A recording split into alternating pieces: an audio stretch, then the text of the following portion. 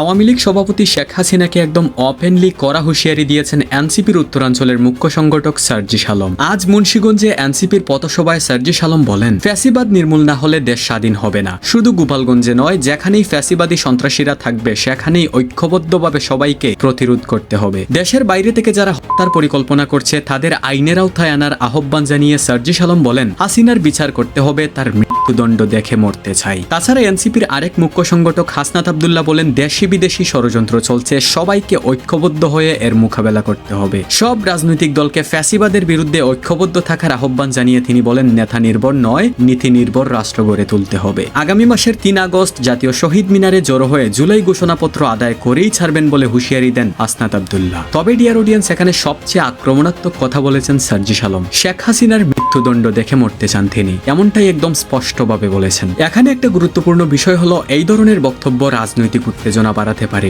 বিশেষ করে যখন কেউ প্রকাশ্যে কাউকে মৃত্যুদণ্ড দাবি করে, তখন সেটা শুধু রাজনৈতিক ভাষণ নয়, সামাজিক ও আইনগতভাবে বিতর্কিত হয়ে ওঠে। তবে এনসিপির দাবি, তারা ন্যায়ের পক্ষে কথা বলছে, তারা চায় দেশের ভিতরে ভিতরে যেই অবৈধ শক্তি কাজ করছে সেটার বিরুদ্ধে রুখে দাঁড়ানো হোক। তবে এতটুকু পরিষ্কার, এনসিপি এখন চুপ করে বসে থাকতে রাজি না। সামনে রাজনীতির মাঠে আরো অনেক কিছু করতে পারে, তা এখন সময়ই বলে দিবে।